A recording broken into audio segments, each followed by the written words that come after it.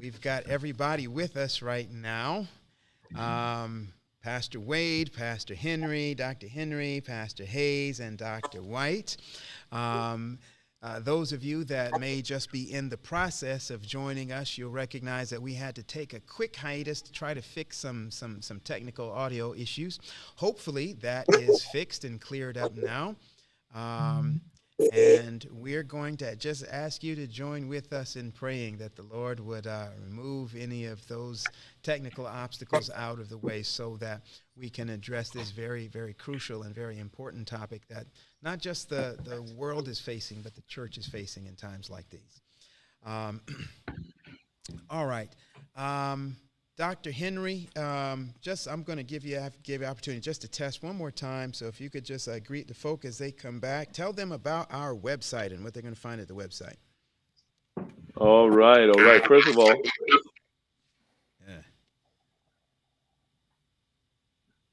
testing 1, 2, 3. That might be me then. I mean, I turned off my mic.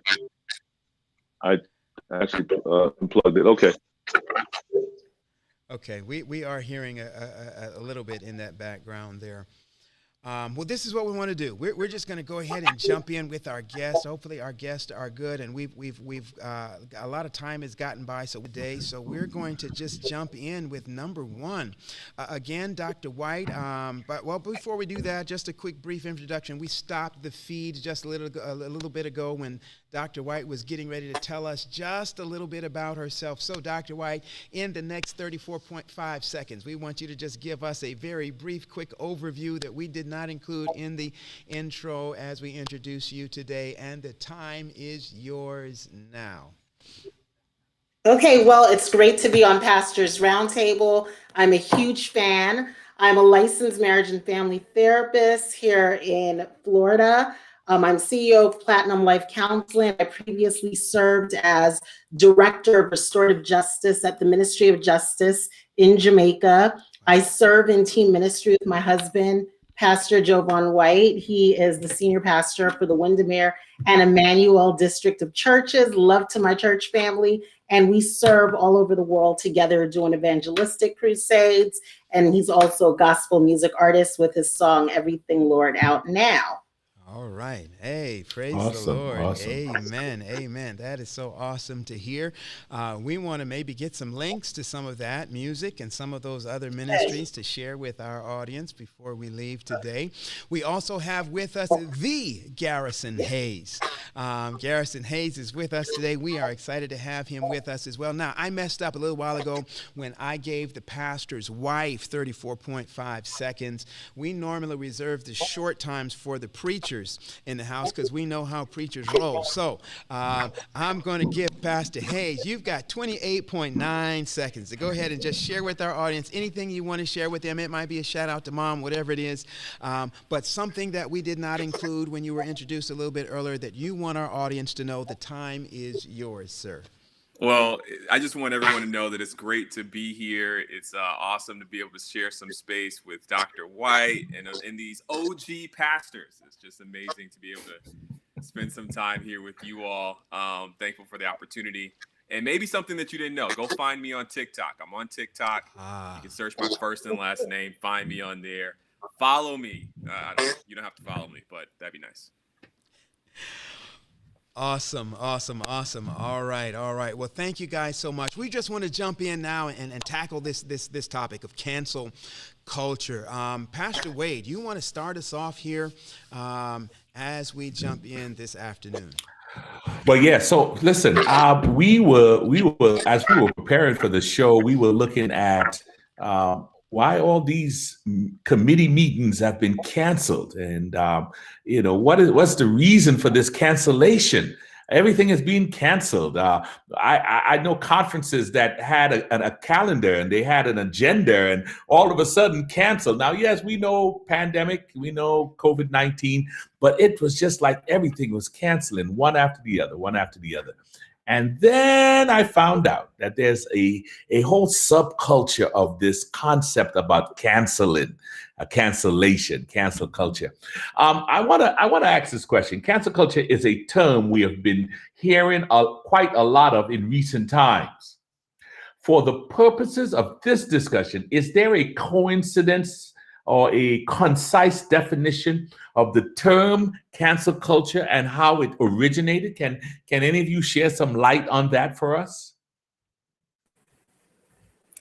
Sure. I don't mind starting here. We have an actual doctor, an academic here with us, so I'm sure that she will be able to provide, Dr. White will be able to provide an even better response. But if you were to kind of Google it, the very first result that comes up says that it is the practice of withdrawing support for public figures and companies after they have done or said something considered objectionable or offensive. And I think that's a very clear, as you say, concise definition for cancel culture.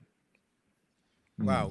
Run that back by us one more time for those who have short retention spans like myself. One more time. Sure. Okay. So it is the practice of withdrawing support for public figures and companies after they have done or said something considered objectionable or offensive. Wow. All right. I would just add Yeah, I would just add a little bit to that. I love what Pastor Hayes said. Lisa Nakamura, who's a professor out of University of Michigan, also talks about a cultural boycott of individuals that sort of speak offensively in their action, their behavior, terms they use, and this cancellation of individuals that include celebrities, but can be your neighbors. You can cancel individuals in your churches, in your schools, companies, concepts can be boycotted. So I love the term she uses as a cultural boycott. Wow. So cancel culture. I guess the OG term, since Garrison threw that term out, OG term for cancel culture is boycott then, right? And I mean, that kind of fits in that. Most people might not be as familiar with what cancel culture is, but if you know what a boycott is, that's essentially the same thing, at least in the social expression or social cultural expression of that. Well, good. So let's move to the next thing. So then are there certain segments or groups in society that are more prone than others to practice cancel culture?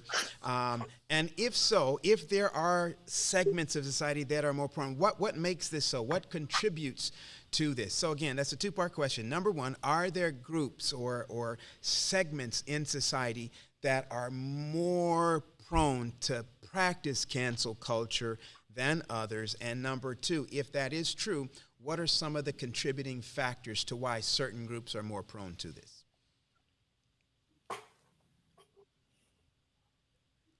We can define those groups in any ways that make sense in the context of the discussion. Now, I think in terms of that question, okay. Yeah, please go ahead. I think if we look at a broader concept of just understanding that there are more than 7 billion individuals across the world, and that from a basic humanistic standpoint, we're not always going to agree. So I'd like to look at it as not who is more prone to do it, but the fact that it's been going on since the beginning of time.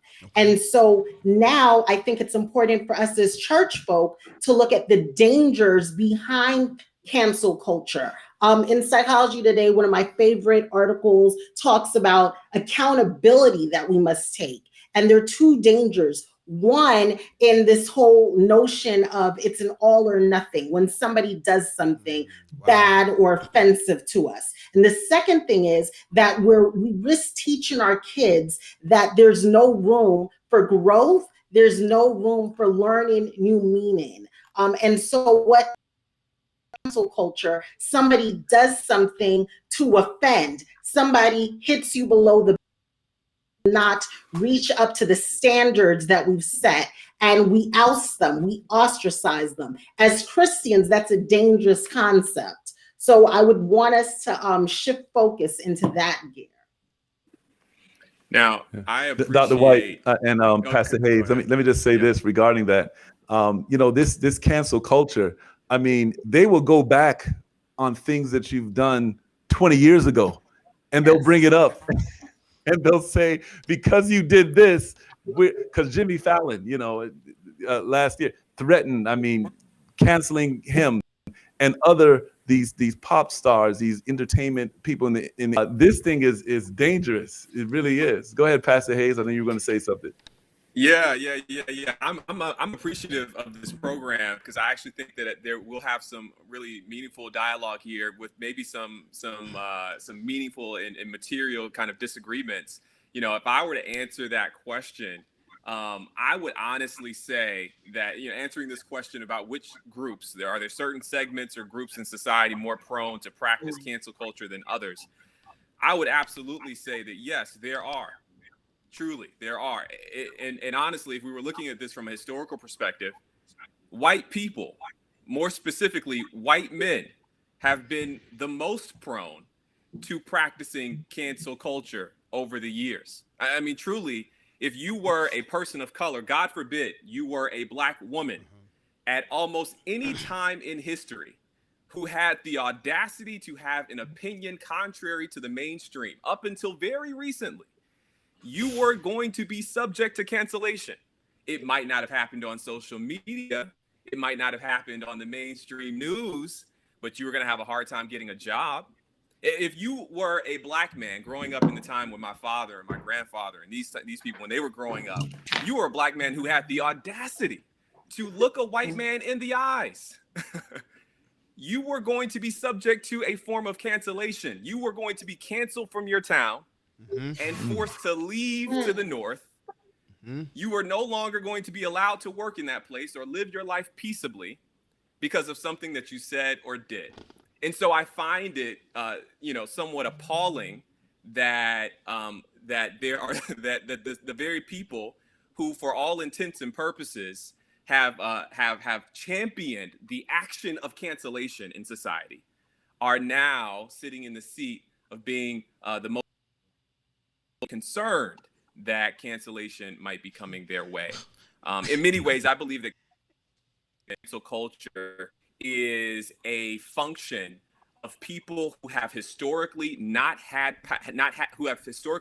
any power, social power, arresting and taking back their power to use their means of communication, whether social media or otherwise, to hold people who were once untouchable accountable. And while I do believe that there are some incredible pitfalls that we will certainly navigate in this conversation, I want us to do a power analysis in this conversation on cancellation that I think is very important to it. So would it be fair to say then that the groups that traditionally, or the segments in society that practice or are more prone to practice cancel culture are the segments and the groups that have the power to cancel?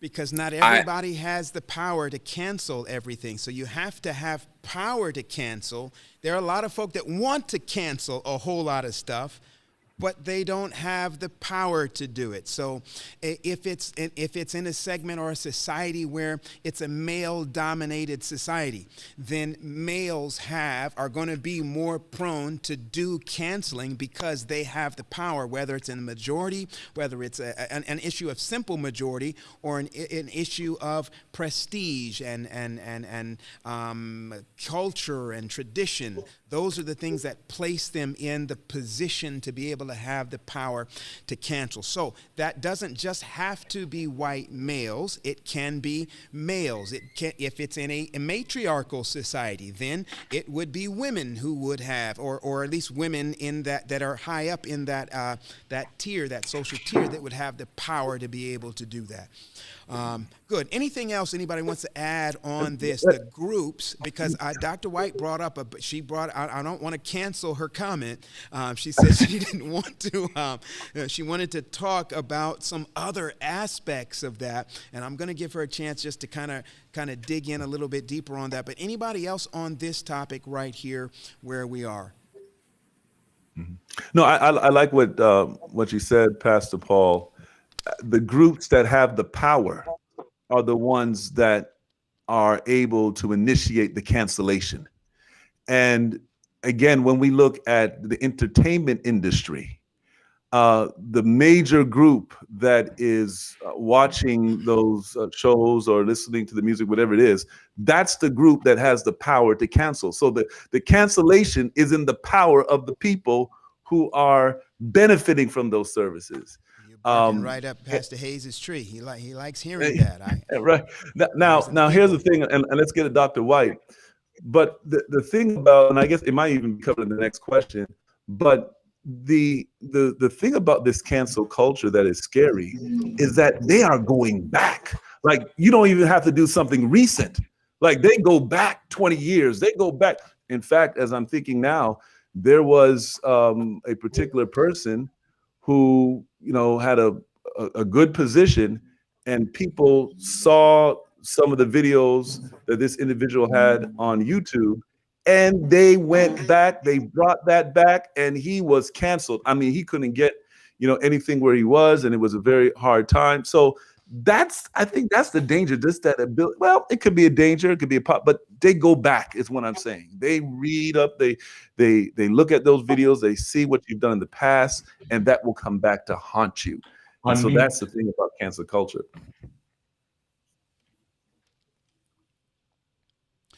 Yeah, Dr. White, if you could, because I don't want to get too far away from the issue that you brought up in response to the question. So if you could just kind of briefly reset that comment for us, and I'd like for us to just dig in on it just a little bit. So if you just reset that. Well, I was pulling from an article from Psychology Today called Cancel Culture. Is it accountability or is it bullying? And the dangers that exist when we canceled. Now, this is written from a psychological, secular point of view, but it spoke to me as a Christian therapist. The author brings up 2 points. One, we cannot take an all or nothing approach. We have to allow people to grow. And 2, we run the risk of teaching our kids that there's no such thing as forgiveness, which is something that I'm big on as a former director of restorative justice. And after we all sit at the table with the offender and the victim, and we work through forgiveness. So with cancel culture as Christians, there's the lens that needs to be brought about for forgiveness.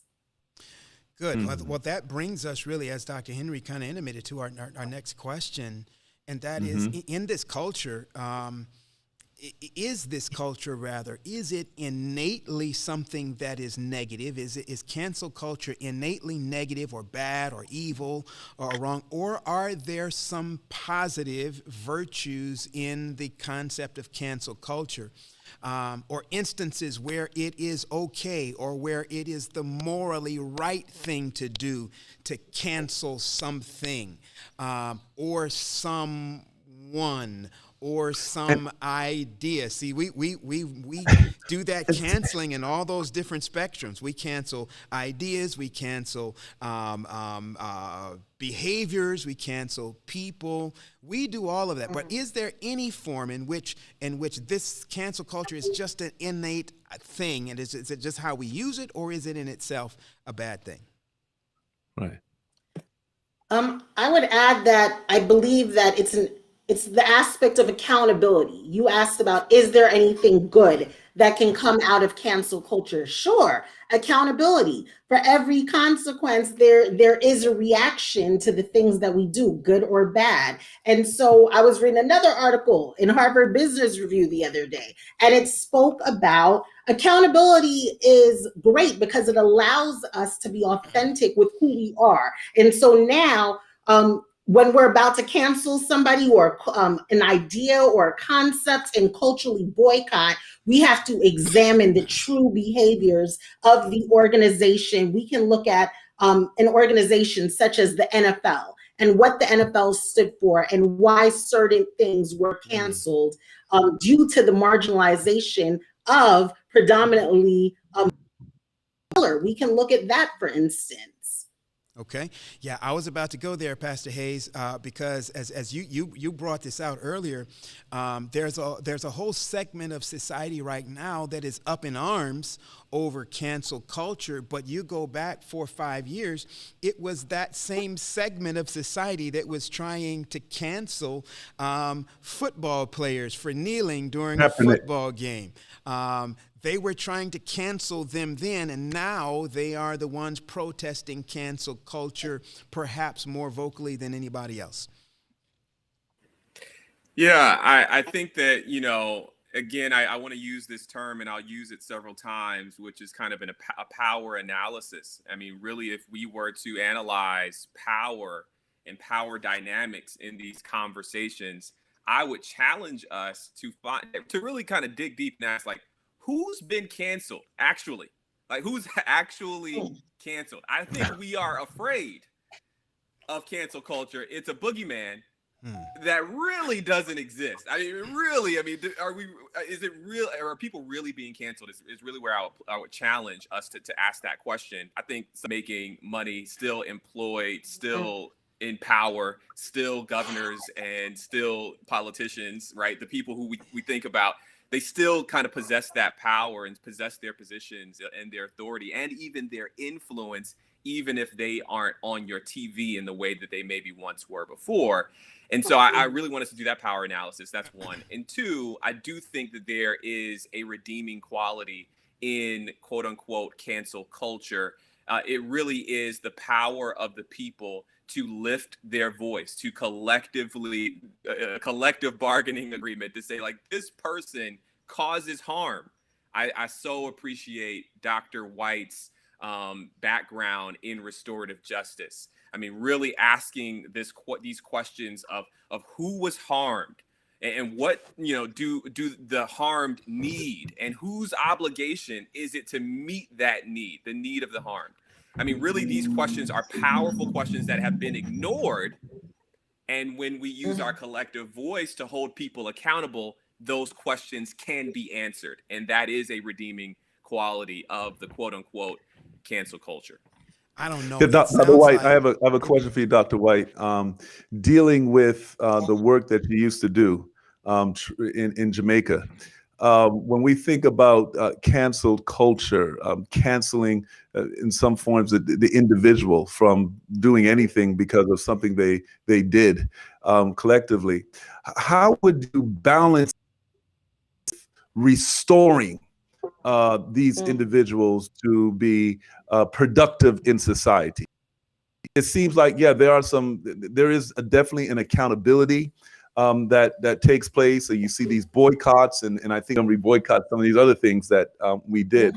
But the individual, is there, I guess what I'm saying, when you dealt with your job there, trying to mediate and trying to restore people, how does restoration fit within cancel culture?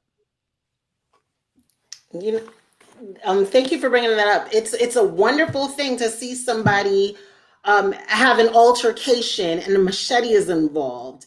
And here's the thing, actions have consequences. So while you might spend some time in prison, when we meet back at the table and you understand, I grew up with this violence. I saw my mother and my father utilize weaponry versus their words. And so there's a toxicity historically that's been passed down from slavery days. We're fighting in the Middle Passage. We're fighting not to leave the continent that we were stolen from. And so now our generation is learning through the lens of being Christians.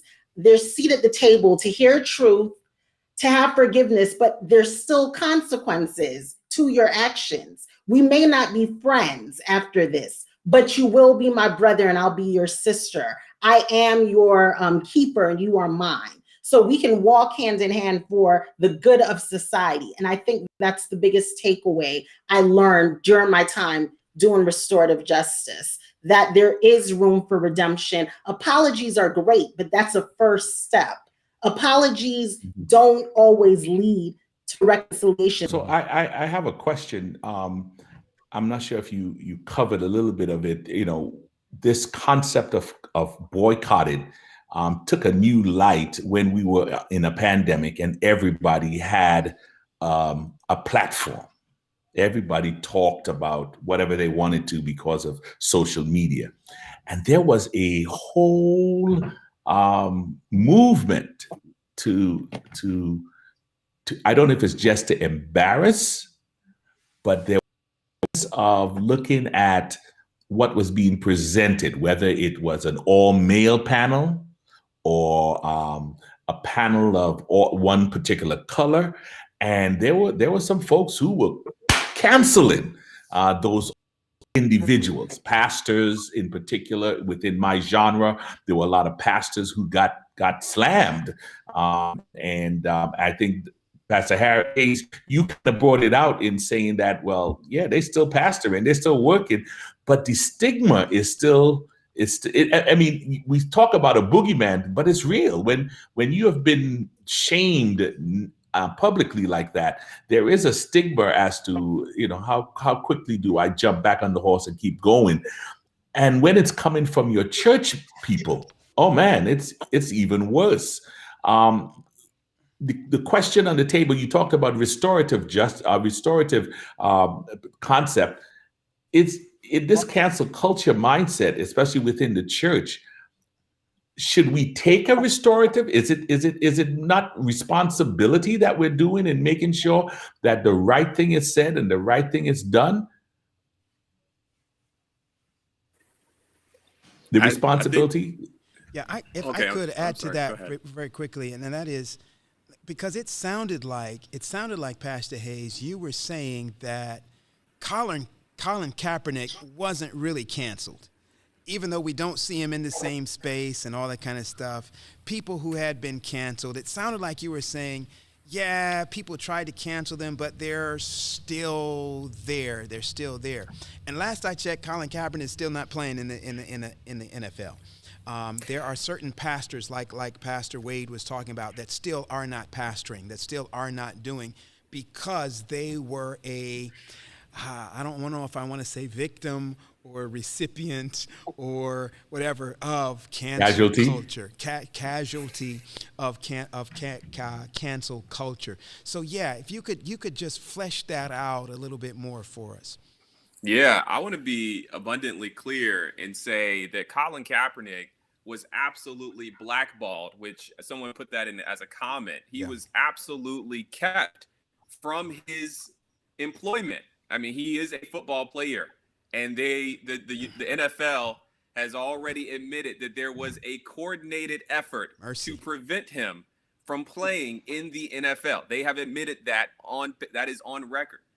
And so, yes, he was, by our, nomenclature, canceled, right? He is a person on the receiving end of that. What I'm concerned with is that we are broadly using this term, that it has become more ubiquitous in society, and it is applied to people who truly have not who've not been a casualty, who've not faced harsh consequences for their actions. Now, this is what I'll say, Dr. Wade. I definitely resonate with what you were saying around this idea. Last summer, people were facing such harsh pushback against their events. I have some friends, people who I was in seminary with, people I value, love very dearly, who were like, man, I didn't know what to expect when I put my poster out and people were, upset about that. I didn't know what to do with that. And I do think we have to have a hard conversation about how much we pile on in these moments, and that's a legitimate conversation. What I will say is that same pastor went back to the drawing board and made sure that there was equitable representation in their event, which is a positive thing. When my sisters in ministry are graduating from seminary with MDivs, just like me, and they can't get a job, they don't get the guest speaking spots, my heart hurts for them. And we have a responsibility. I'm sounding crazy right now. We have a responsibility to stand up and say something on their behalf. Wow. And that might feel like persecution in the moment, but really, really, it's advocacy for the least of these in society, which equality always feels like oppression for the privileged. Wow. Wow. Ooh, wow. Wow. Wow. Hey, that's a hashtag. Equality feels like oppression for the privileged. Y'all need to tweet that out. Equality feels like oppression to the privileged. That's powerful stuff. Dr. Wade, Pastor Wade, you comfortable with that? I'm comfortable with that. I think we also need to address what Pastor Guerriere has said in the chat about the balance, how we balance the church as it has participated and promoted cancel culture. Because what I'm hearing today leads me to think, man, we have been participating in cancel culture for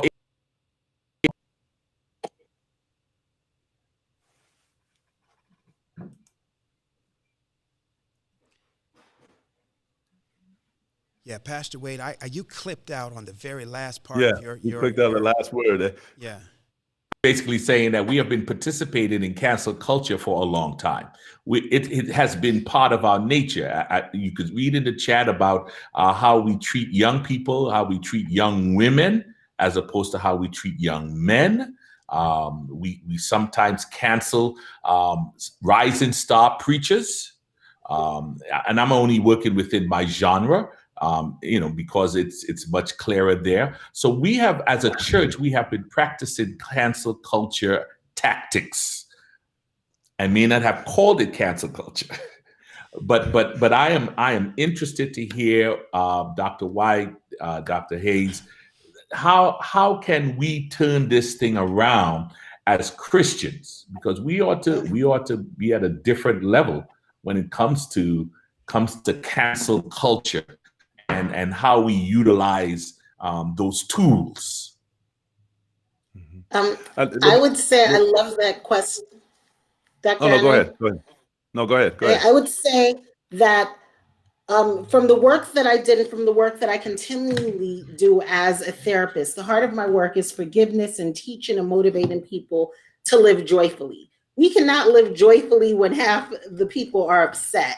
So it's time for some truth telling, whether that means you have a commission at your church and it looks like a business meeting and people don't leave business meetings with things to say about members. We tell the truth, the whole truth, whether it means a truth and reconciliation commission like they did in South Africa after apartheid in 1996 at the Union and at the division, and dare I say, at the next general conference, opportunity to apologize. And we can forgive as a church, as a people, as a collective, as a family, hear the truth, move on when we hear the apology and really forgive and not just say, we're going to forgive, but really embrace the person and call them back into the fold. That's what true forgiveness looks like. Jesus did it. Jesus was able to sit next to people that betrayed him and continue to eat dinner with them. I don't know how many of us would have gone out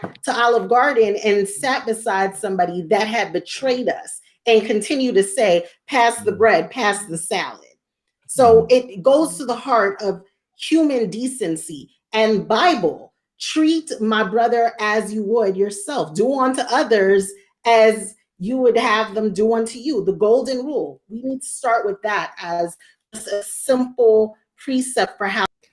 Yeah, if I could jump in after that, I mean, I think that, how do we carry this out is really, a pressing question that I'm kind of hearing surface here. And it's even in the chat and in the comments, people are asking this question, how do we carry this out? I think that Dr. White, is so right. First of all, I nominate her to be our vice president for restorative justice and reconciliation in the Seventh-day Adventist Church. That's my nomination. Hopefully someone takes it seriously. Chairman.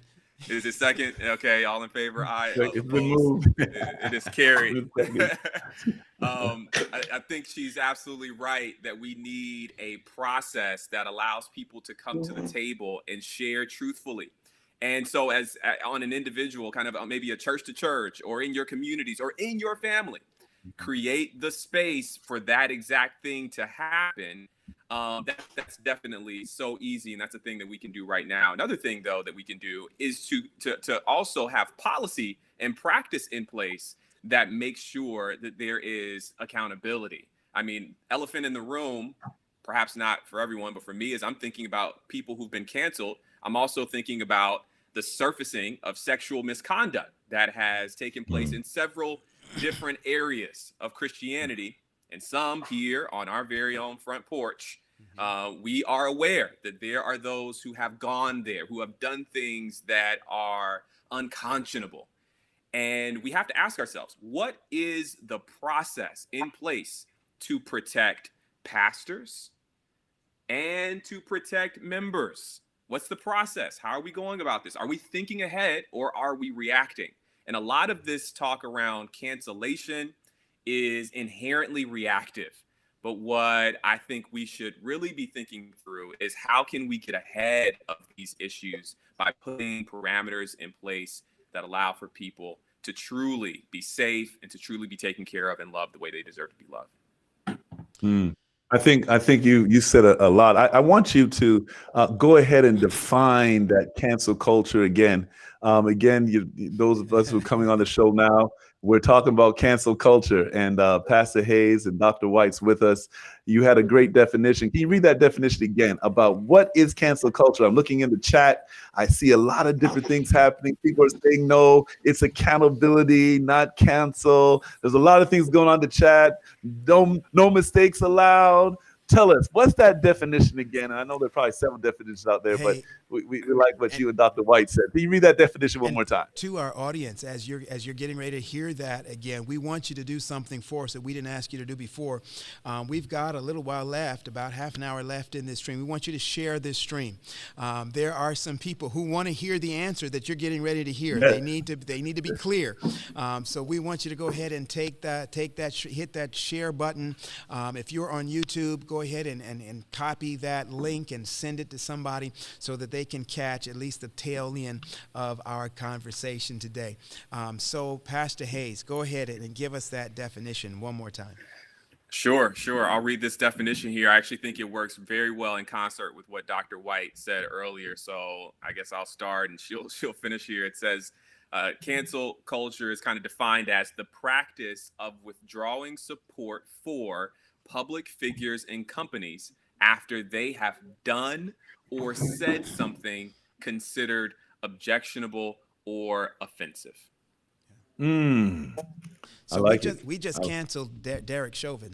Is that would that be appropriate to say? No, we held Derek Chauvin accountable for the murder in both the first, second, and third degree, right, and the manslaughter of George Floyd. But to your point, Pastor Hayes, is that there is a system that is in place to safeguard and to hold people accountable when they do things that are out of order.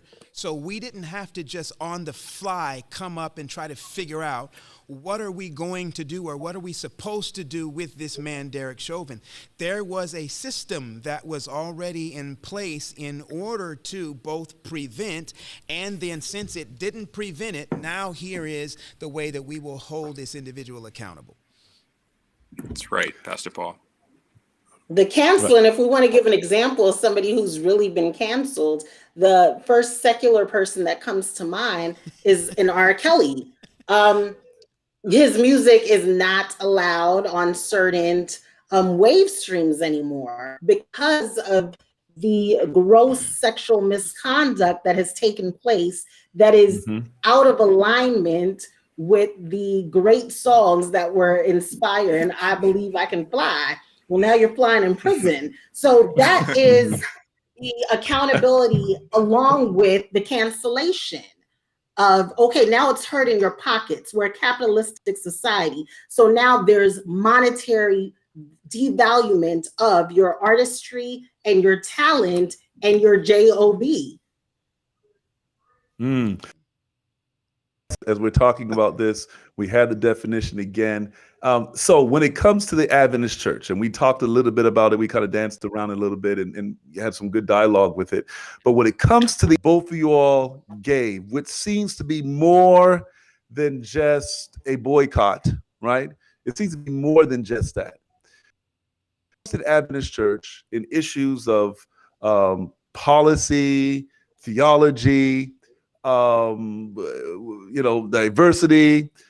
Do you see that the Adventist church is practicing any of the forms of cancel culture that we've been dealing with today? So again, we talked about accountability, and I think somebody in the chat said, well, we gave an example. They said the pastors were called to be accountable or to the accountability table, but not particularly canceled, right? So, and I would lean towards that. But when you look at the Adventist church, do you see from your perspective any of these forms of cancellation, because we have that definition within our church? Do you see any of the forms of cancellation, that cancellation culture?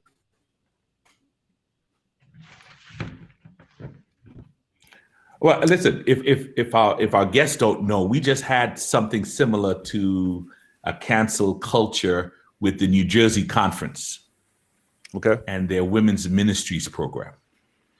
And they put something out, the consumer did not like it, and they canceled. Now they say it postponed, but it came across very strong because the administration had to put a statement out. Folks were talking about it. They were feeling very uneasy about it.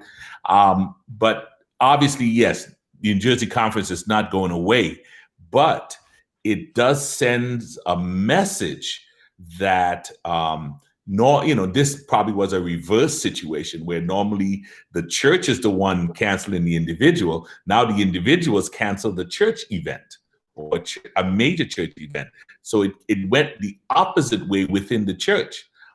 There are some that are questioning, even the situation with the General Conference and how it's operating now, kind of by the seat of its pants, because they're not sure how they're going to move forward. There are some there's a talk about cancellation of some of the leadership of the General Conference because of its inability to get through this process in a way that people feel comfortable with. So I am seeing it happening in our church right. Structure. Okay. One of the things that's coming to my mind as we deal with cancel culture within the Adventist church, I think that there, at least before the pandemic, during the pandemic, I'm sure that it is prevalent, and that is people looking at the church that were a part of the church, and they see some inconsistencies within the church, and then they say to themselves, you know what, I'm out. I'm out. I'm not doing Adventist anymore. I kind of see some of that. I've talked to some of those individuals that had that mindset that I am just canceling this denomination because I see inconsistencies. And so from our guest perspective, do you see any of that? I mean, have you seen people who are saying, I'm checking out, I'm canceled, I am not going to be involved with the church anymore, I see inconsistencies? Do you see any of that within your sphere and your your area? Dr. White, I see, looks like you're jumping in. Go ahead. Therapist, so God granted one of the desires of my heart. I get to counsel a lot of faith-based individuals. I counsel a lot of pastors, and what I'm seeing during the pandemic is burnout. And so I'm seeing people check out. I'm also seeing a resurgence of people questioning there has to be more than the usual church. The Bible tells us, prophecy directs us as we are going towards end times. We're going to see some people come off the ship. We're going to see some people come on. So none of this is surprising to me, and it shouldn't be surprising to any Bible believer. I don't know if we're seeing cancellation in that sense, or people naturally just stepping apart to make room for some new life, because everything has changed with regards to how we do church. Completely done a 180 in the event of this pandemic called COVID-19. Yeah. Yeah. I will say that, I do see, I think a historical perspective could be helpful as we are thinking about the ways in which cancellation might play out in the Seventh-day Adventist Church today. Someone rightly noted that women are often on the receiving end of that cancellation, and it really goes all the way back to the prophet, to Ellen White, one of the founders of the Seventh-day Adventist Church. We are aware that in 1888, come on, Adventist historians, in 1888, we had a general conference where we discussed righteousness by faith. E.J. Wagner, A.T. Jones were the biggest proponents. There was a huge kind of almost schism in the church over whether or not we were justified by faith alone. And Ellen White sided with E.J. Wagner and A.T. Jones. And she went ahead and began to travel around the country, around the United States of America, with those preachers preaching righteousness by faith in Jesus Christ alone. The General Conference leadership did not like that, and they sent her to Australia. And it is widely known that she believed that she was punished because of her affirmation of righteousness by faith. Email or telephone, right? Like that was not a thing. And so her avenue of communication, her way of speaking to the people was completely cut off. I mean, we could rightfully identify that. She was completely cut out in her power in so many ways. She could continue to write, and by God's grace, that message continued to get out because of the grace of God, but not because of the grace of the institution. The institution did their very best to cancel her. And so as we are thinking about cancellation today, I fear that it is much more sinister than we are referring to. I fear that those who are being canceled today are simply just being, moved around until they can't take it anymore and they leave. They're simply being neglected. They're no longer comfortable with their employment positions. And so that's specifically in the church. I've seen that happen with my own eyes. And so I think that's the way. It's not as glorious. It's not all over social media. It's not this huge stink. It's much more sinister than that. And I think that needs to be named. Yeah, I would often, not often, but I would also like to ask that issue that Dr. Henry, you brought up in terms of young people just being fed up with stuff and mess that they see in the church, and they're leaving the church, they're canceling the church. I'm wondering, I often think of the cancel culture being more than just a single person checking out, right? When we're talking about cancel culture, I'm wondering, are we saying, is that just one person deciding when that they're no longer going to drink Coca-Cola products because they didn't hear Coke speak out on the Georgia voting laws? Or is the cancel culture saying, not only am I going to stop, but I'm going to actively try to get other people to do the same thing that I'm doing. So I'm not just trying to cancel my own personal interaction with the company. I'm trying to cancel the company by getting everybody else to cease and desist their interaction of purchase of their products. So when we have an individual, a young person decide, yeah, this isn't for me, is that the same thing where they just turn away and leave from the church? Is that the same thing as a cancel culture? Is somebody just broadcasting, hey, y'all don't need to be over there. This, that, and the other. Is there a difference between the two, or are they essentially one and the same? Anybody can take a stab. All right. Okay. I'll wait for a guest to answer that question. The question was asked because there are when you have, when we say young people, anybody really, when they see that there's inconsistencies in the church, oftentimes sometimes they will remove themselves from the church, don't want anything to do with it, but then they'll bring others too. They'll bring others too. And so you will have this group that is formed because of one person disagreeing with what's happening in the church. And so is that a form of this cancellation of, or the cancel culture? Is it a form of it? And do we see that in the church? I think we do in some sectors, but is that real? Is that something that we should even be concerned about? You know, Yeah. Go ahead. Yeah, I hear you, Doc. I hear what you're saying, Doc Henry. And I think coming back to our definition could be probably helpful in this moment. You know, when we're thinking about cancellation or cancel culture, you know, we're defining this within the parameters of this conversation as people withdrawing their support because of something that was done or said that could be considered objectionable. That's one dimension, or offensive. That's a second dimension. And I think that definition is important here, because sometimes people are withdrawing. I know I pastor a lot of young adults. Many of them have withdrawn, and we're doing our best to bring them back in because they've experienced church hurt. They've experienced neglect in the church. And so should we consider that cancellation? I'm not quite sure that would be the proper diagnosis, because I'm not sure if that would orient us in the right way to bring them back.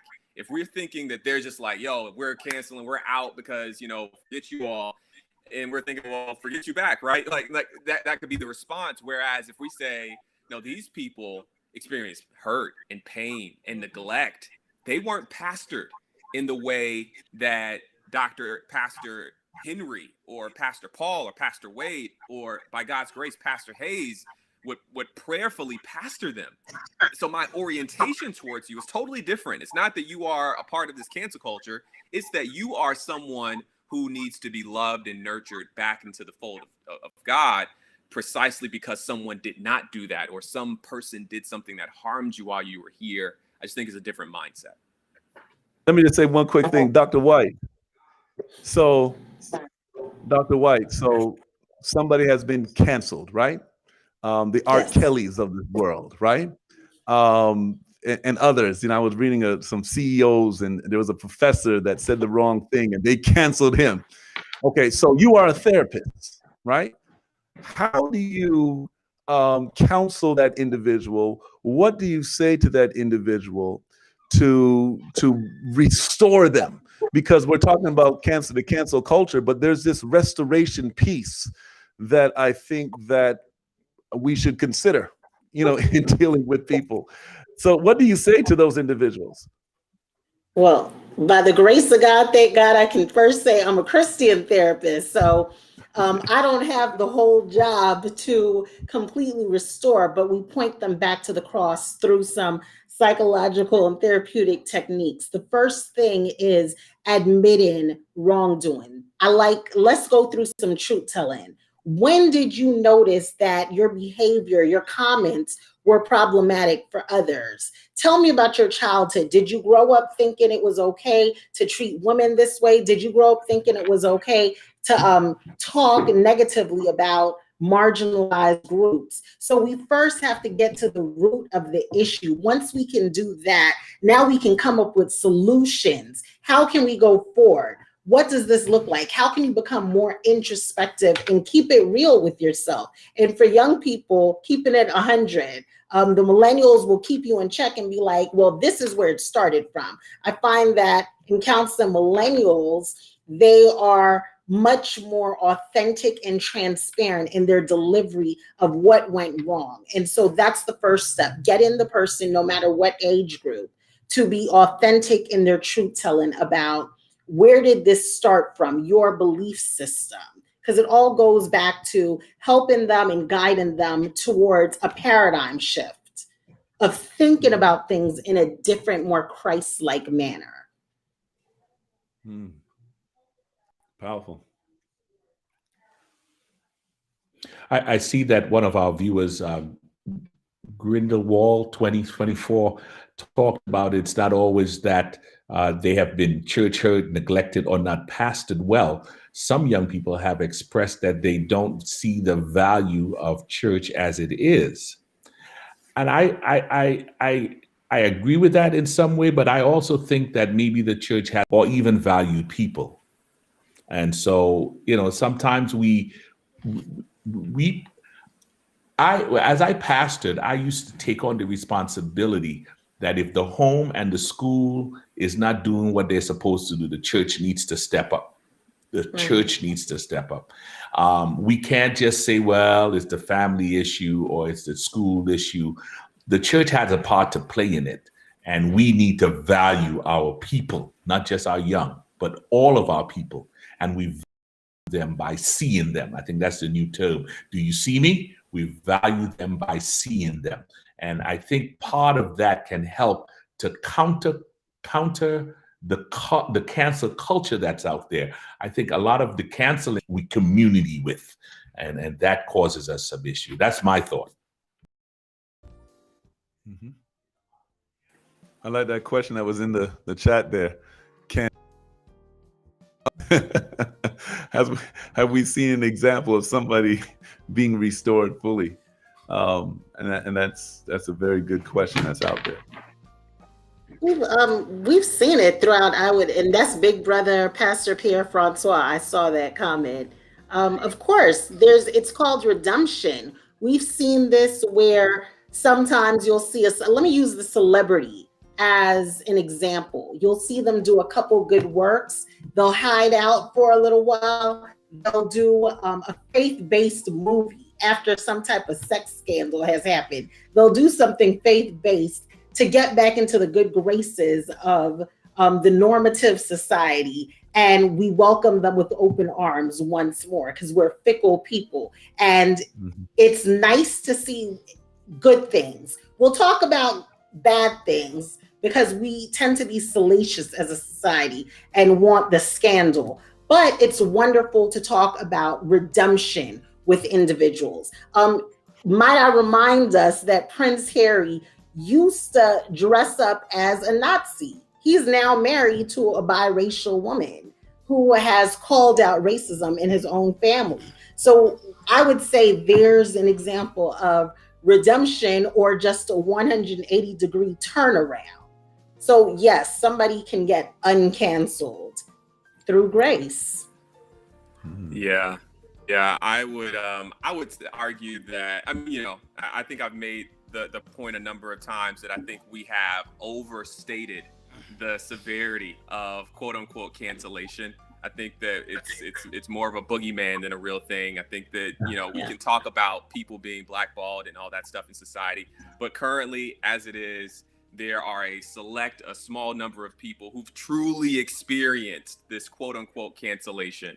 But I will say that one of the problems with using, as Michael Eric Dyson has said, digital language in an analog world is that we find these inconsistencies. I can cancel my subscription to Netflix.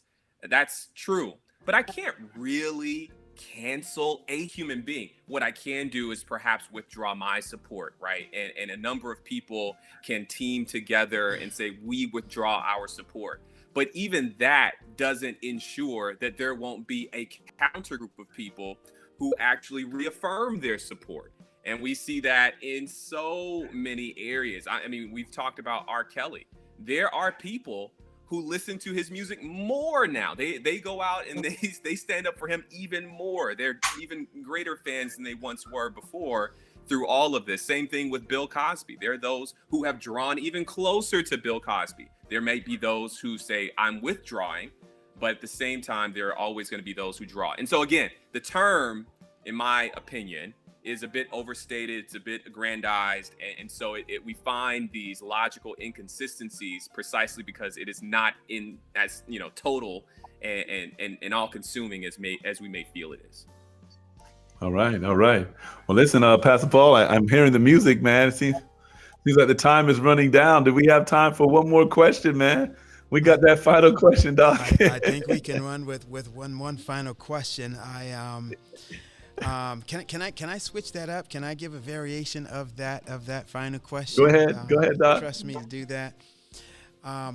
Just for both of our guests, I'm just going to ask you two questions. If in the life of the Seventh-day Adventist Church and in the scope of its full mission, if there was one thing that you could cancel, if you didn't have to go to before a committee, if there was no vote, if there was nobody else, if you could just make the arbitrary decision all by yourself and you could cancel one thing in the culture of the Seventh-day Adventist Church, whether it's culturally, structurally, I don't want to go theology, but even if you want to jump into theology, whatever, there's one thing that you could cancel, what would that be? And then number two, second question is, if there was one thing, one person, one idea, whatever, that you could uncancel in either the broad Seventh-day Adventist culture or just in certain pockets that you could uncancel, what would those things be? Something that you would cancel if you just had carte blanche, if you had ultimate power and authority to do it. And then the opposite of that, what would you uncancel? Let's start. I don't know. You can pick who wants to start first. I had a couple things that came to mind immediately, so I'll jump in here and say, if I could cancel one thing, it would be gender hierarchy or sexism. As a matter of fact, we could get all that out of the way and just say cancel ordination carte blanche across the board. Neither men or women. It's not a biblical thing. Ordination is not in the Bible as we have it. Let's cancel that. It's not biblical. If I could uncancel something, I would uncancel our aversion to nationalism. There was a time where Seventh-day Adventists knew that their theological and eschatological identity was to stand in opposition to American authority. We are not nationalistic people. We don't believe in that stuff. In our theology, we understand that this thing is actually going to bring about this thing is actually against God. It is a lamb-like beast that maybe, like, you all get it. I would uncancel that. I'd bring that back. Okay. All right. That's fascinating. Listen, I see it's happening in our chat as well, but I want to invite our audience to answer those questions in the chat for yourselves as well. We're very curious to see what you would do. So if you're in the chat today, whether on Facebook or on YouTube, and if there's something in your local church, or just as you understand the church at large, that you would cancel, we want to know what that is. We're hearing from our guest now. We just heard from Pastor Hayes, the things that he would cancel and the things that he would uncancel. And now we're going to go to Dr. White and hear how she answers that question. But we want you to join our guest in answering those questions with us at this time. So Dr. White, you're up. Okay, what would I cancel? I would cancel the spirit of unforgiveness. I believe that a lot of us are floating in our churches we're convicted, we know doctrine. I'm fourth generation Adventist. You don't have to teach me doctrine. This is something, the conversion of the heart in really following out Bible principles.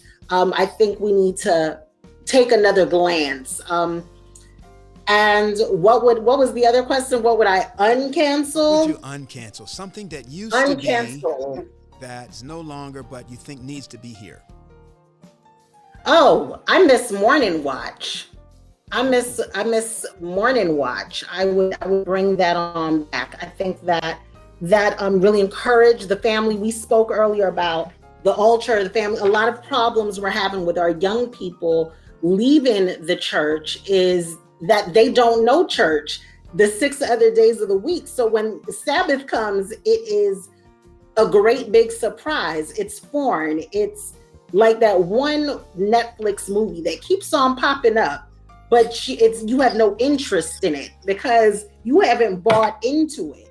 So I think that I would bring that back, the family altar, because that seems to have been canceled, where it's not de rigueur to have morning and evening devotion as a family, because God still wants to move his church forward. Wow. That is awesome. Listen, there are so many things. I think we could dig in a little deeper on this topic. Unfortunately, our time is up, and we want to just invite our audience today. If you have not subscribed to the Pastors Roundtable YouTube channel, we want you to do that. We have mentioned to you several times that there will be some times where there is PRT content that goes up that is not a live stream, that goes up on the YouTube channel that you will only catch if you are subscribed to the YouTube channel. So we want you to go, even if you're watching on Facebook, we want you to go over to Pastors Roundtable YouTube channel. Go ahead and hit that subscribe button so that you can stay up on all of the content that is put out here. I would love to be able to get some extra content from Dr. White and from Pastor Hayes, even that we could put up, and it might not be this long, but some shorts on some of these topics that we're discussing today that may be of benefit and of edification to you and your church family, your family at home, and how you deal. You've got some young people that are in school now, and they're dealing with cancel culture on a whole nother level. We didn't get to talk about, that as it pertains to young people and in their school spaces and social spaces, what's happening with them and that bullying. I think we kind of very gingerly touched that at the beginning, but all of that is is a part of that bullying culture as well, and we want to be able to provide you with some content that's going to be helpful to you, to your families, to your churches as well. So make sure you subscribe to that YouTube channel as well. If you have enjoyed what you have heard today and you're on Facebook, we want you to go ahead and hit that like button. That's going to help a whole lot of other people be able to see this content and to be able to hear the information that we've received today from Dr. White and from Pastor Hayes. So you want to go ahead and do that. Also, we want to let you know that following the broadcast early into next week, we should be putting up some information that you can get directly in contact with Dr. White, find out a little bit more about Platinum Life Counseling. Pastor Hayes, as you see under his name, he's not just a pastor, but he's a content creator.